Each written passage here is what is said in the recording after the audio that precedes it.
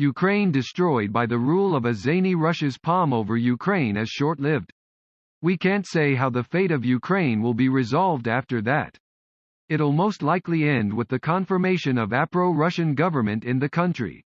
The two Ukrainian governing bodies, Donetsk and Luhansk, will also come separate countries. This Russia-Ukraine extremity goes back a bit.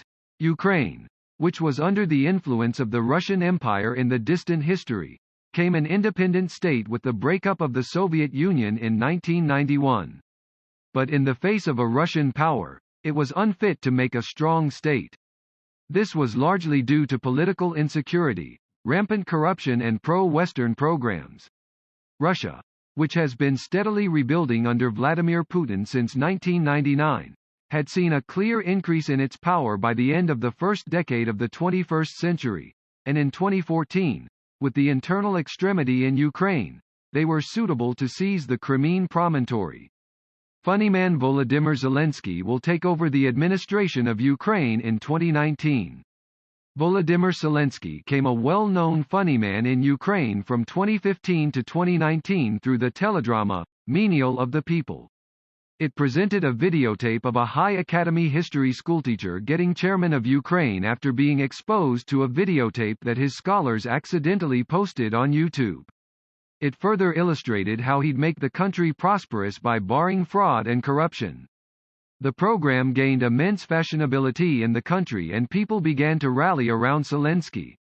Using its fashionability, Zelensky formed a political party in 2018 under the same name as the teledrama, Retainers of the People, and won the 2019 Ukrainian presidential election representing that party.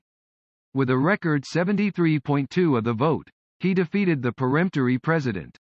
Numerous political observers believe that Zelensky, who followed a populist political gospel, ruled the country as a social media idol. During the presidential election too, his main means of propaganda was social media. When he came to power, numerous political observers said it would be the end of Ukraine.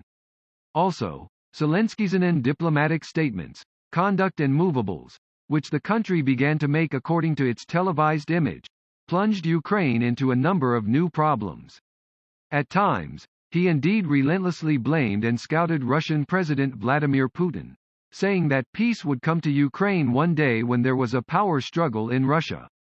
He also appointed musketeers who worked for the channel on which his teledrama vented, to certain responsible positions in his government. Ukraine has long called on its country to retain NATO, and Zelensky called on NATO to expedite it.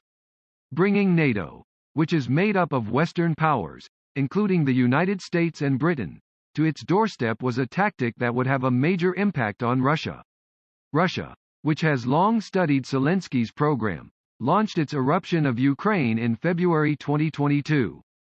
Indeed, during this Russian eruption, some of the statements and conduct of Ukrainian President Zelensky were kindly more reflective of his experience.